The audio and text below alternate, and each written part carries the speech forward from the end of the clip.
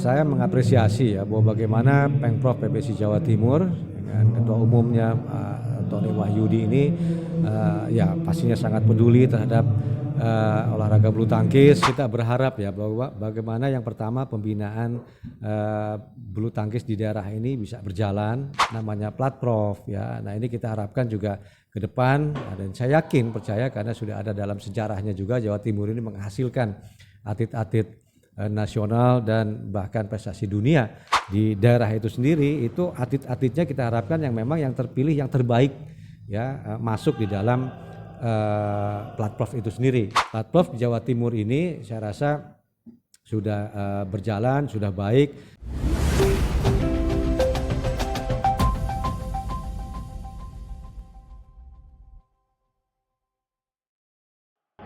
Halo badminton lovers dimanapun kalian berada, kembali lagi di podcast PBSI Kabupaten Malang. Podcast di mana kamu bisa mendapatkan informasi menarik terkait dengan olahraga bulu tangkis. Kali ini bersama saya Anissa Putri yang akan memandu podcast ini dari awal hingga akhir. Badminton lovers, episode kali ini merupakan salah satu episode yang spesial karena kita kedatangan bintang tamu yang luar biasa pada kesempatan kali ini.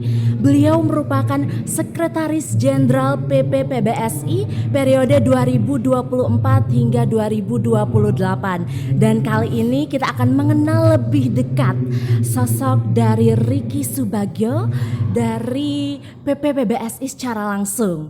Selamat pagi Bapak, selamat datang di podcast PP PBSI Kabupaten Malang. Bagaimana kabarnya Bapak? Baik, Alhamdulillah. Ya, bagaimana bisa berkunjung ke Jawa Timur perasaannya Bapak? Ya ini kalau saat ini memang spesial karena memang kaitan ada kejuaraan BNI Sirkuit Nasional A ya, di mana Surabaya sebagai penyelenggara. Jadi ini agak spesial, pesertanya juga luar biasa. Wah, luar biasa. Tadi juga sudah melihat secara langsung pembukaannya ya Bapak. Nah, betul sekali. Nah, untuk PP PBSI ini kan baru saja dilantik pada tahun 2024 ya Bapak. Nah, kira-kira boleh dijelaskan secara singkat terkait dengan program apa saja sih Bapak yang sudah dicanangkan oleh pengurus dari PP PBSI periode 2024 hingga 2028 ini? Ya, bagaimana PP PBSI memprogramkan ada program namanya jangka pendek, jangka menengah dan jangka panjang. Tentunya kalau jangka panjang jelas 2028 ini bagaimana tampil di 2028 Olimpiade di Los Angeles. Tentu jangka pendek beberapa kejuaraan All England, World Championship. Di menengah ada sasaran antara multi eventnya SEA Games, Asian Games ya. Jadi program itulah yang akan dilakukan di kepengurusan yang baru ini. Wah, luar biasa. Jadi memang sudah ada target ya Bapak yang ingin dicapai dari PP PBSI itu sendiri. Lalu untuk khusus dalam pembinaan prestasi atlet secara nasional Bapak, kira-kira apa saja yang sudah dan akan dilakukan ke depannya? Ya, pastinya ini sudah di bulan April ya, tentu sudah ada beberapa kejuaraan dari mulai Januari hingga April ini, termasuk All England kemarin di bulan Maret, dan minggu ini tim juga akan berangkat untuk mengikuti kejuaraan Sudirman Cup ya, di mana tentu program dari pembinaan prestasi di Cipayung ini kan juga ada beberapa kejuaraan-kejuaraan yang memang ditargetkan ya, bahwa bagaimana kejuaraan-kejuaraan besar tadi di Sudirman Cup, ada World Championship, ada nanti SEA Games, Asian Games ya, beberapa event besar, Indonesia Open nanti juga yang akan datang. Ini semua pemain pelatnas, ada namanya pemain utama, pemain pratama ya, bahwa bagaimana pratama ini yang relatif junior gitu ya, untuk mempersiapkan mungkin di Olimpiade 2032 ya, tetapi yang utama tentu jangka panjang akan dipersiapkan untuk 2028, sehingga dari saat ini mempersiapkan sasaran-sasaran antaranya selain event kejuaraan individual, ada tim event, ada multi event, SEA Games, Asian Games, dan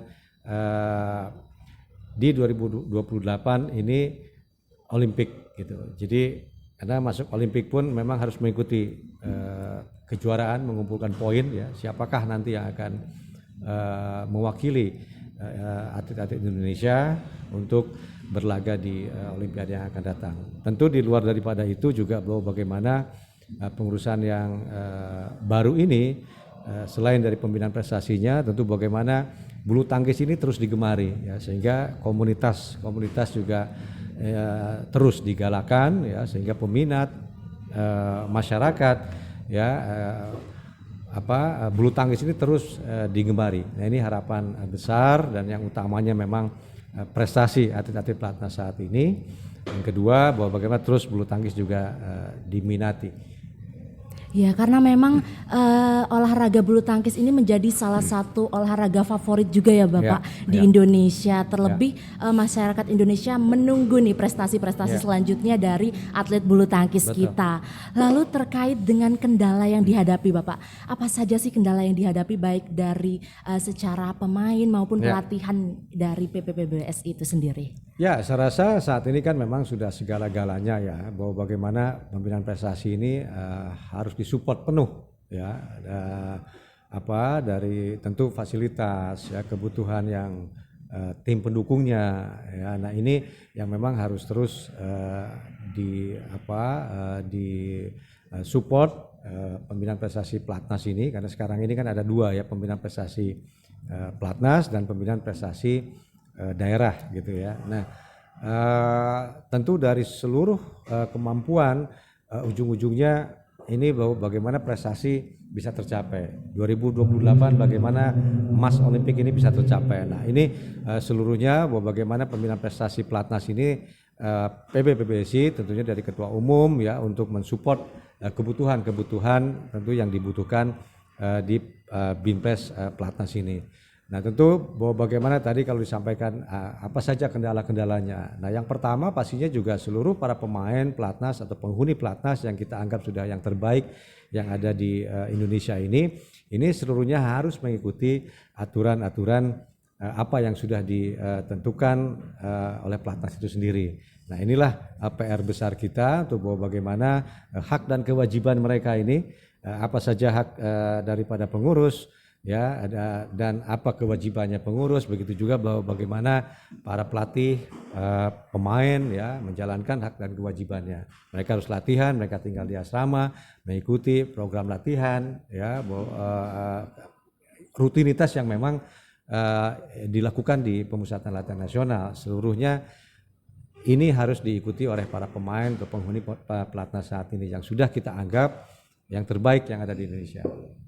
Oh ya, jadi PBS ini senantiasa menemukan solusi dari setiap kendala yang dihadapi ya Bapak, seperti itu. Terus menerus lah. Ya. Dan kalau disampaikan tadi bahwa bagaimana kendala, nah inilah PR besarnya bahwa bagaimana aturan-aturan dari Binpres itu sendiri sekarang Enghian ya, nah itu secara langsung di bawah Wakil Ketua Umum 1 Taufik Hidayat untuk memonitor secara langsung perkembangan pembinaan prestasi pelatnas itu sendiri ya. Lalu dalam kurun waktu hingga 2024 hingga 2025 ini tentu para atlet ini sudah berjuang ya Bapak dalam berbagai macam kompetisi.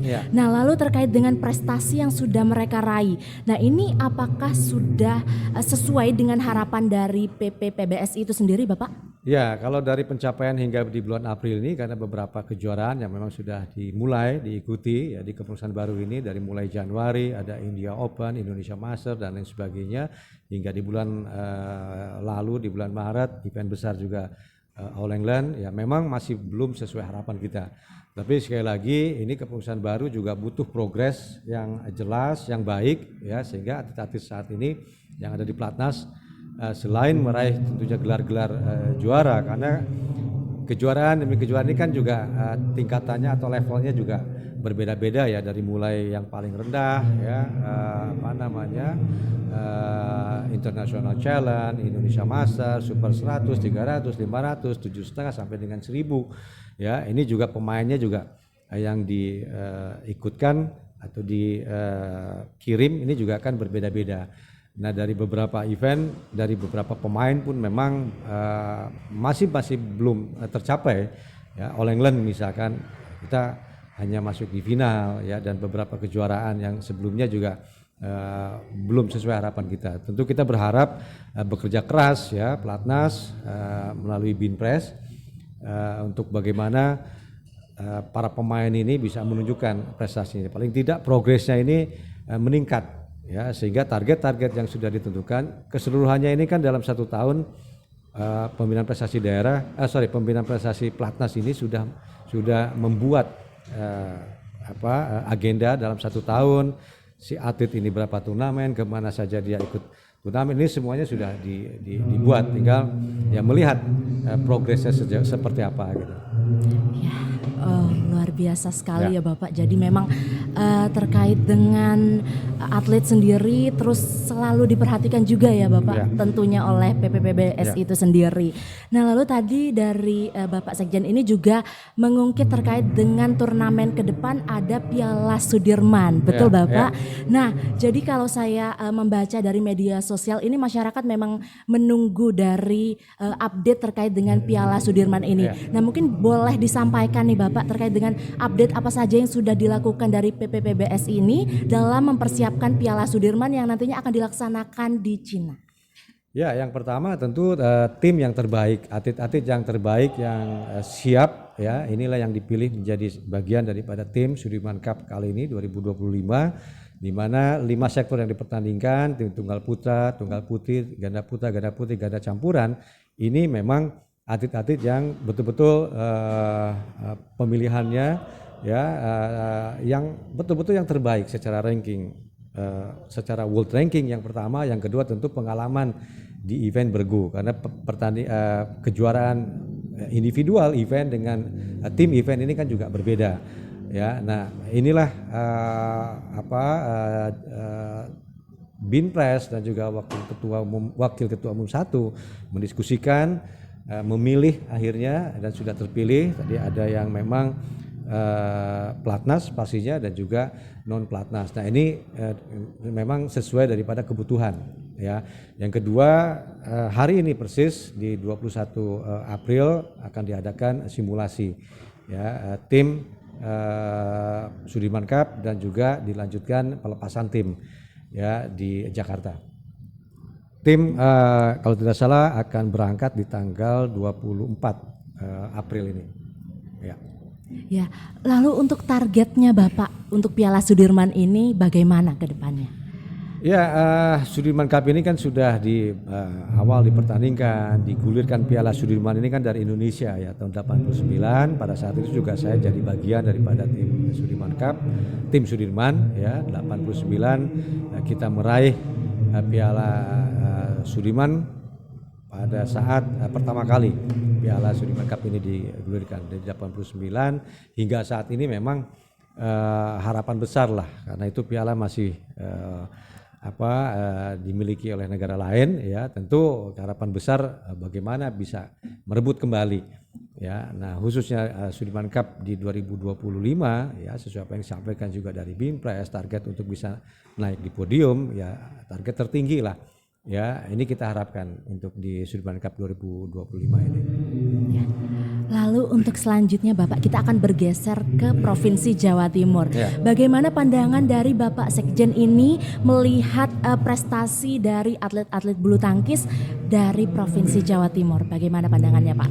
Ya, yang pertama saya mengapresiasi ya bahwa bagaimana Pemprov PBSI Jawa Timur dengan Ketua Umumnya Tony Wahyudi ini ya pastinya sangat peduli terhadap olahraga bulu tangkis, karena tidak mudah ya untuk bisa membina di satu daerah para atlet ini ya. Tetapi bahwa bagaimana Jawa Timur perkembangannya dari mulai fasilitas ya, mengadakan juga sudah ada namanya Platprof ya. Nah ini kita harapkan juga ke depan, dan saya percaya karena sudah ada dalam sejarahnya juga Jawa Timur ini menghasilkan atlet-atlet nasional dan bahkan prestasi dunia ya. Nah ini kita yakin, dan saya yakin bahwa bagaimana Pemprov Jawa Timur ini bisa ya untuk ke depan secara pembinaan, karena dari fasilitas pun sudah sangat baik ya. Dan ini kan juga mungkin untuk bisa menjadikan satu contoh ya di provinsi-provinsi yang lainnya ya. Ya, berarti memang ada peluang besar ya Bapak untuk Provinsi Jawa Timur sendiri Ya. melahirkan atlet-atlet bulu tangkis luar Ya. biasa seperti itu. Nah, lalu untuk peningkatan prestasi di daerah Bapak dari Pemprov, Pemkab dan juga dari Pemkot, apa yang akan dilakukan dari PPPBSI Bapak ke depannya? Ya, saat ini yang tadi saya sampaikan pembinaan prestasi Platnas dan ada pembinaan prestasi daerah. Nah, pembinaan prestasi daerah ini memang khusus memonitoring selain kejuaraan-kejuaraan seperti saat ini sirkuit nasional, ya juga memantau perkembangan atlet itu sendiri di daerah-daerah, mendata menjadi satu database pusat ya melalui pembinaan prestasi daerah, dan juga kita sudah diskusi panjang lebar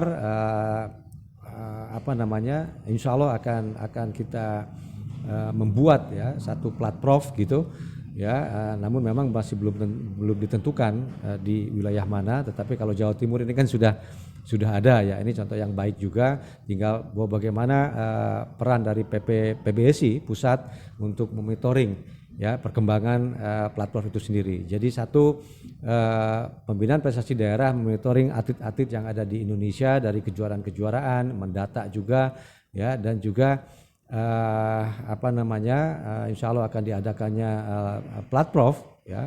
Nah ini juga menurut saya sangat penting, sehingga di daerah itu sendiri itu atlet-atletnya kita harapkan yang memang yang terpilih yang terbaik ya masuk di dalam platprof itu sendiri gitu. Nah zaman saya main pun ini kan sudah ada ya namanya Pusdiklat ya, ini juga kita harapkan ini bisa terlaksana. Tetapi saat ini saya masih belum bisa sampaikan bahwa akan di wilayah mana ya, di provinsi mana platform akan dilaksanakan gitu. Tetapi ini konsep yang sudah berjalan, yang mudah-mudahan dalam waktu tidak lama gitu kita akan lapor, kita akan paparkan ke Ketua Umum mengenai platform ini, mudah-mudahan disetujui, kita akan berjalan.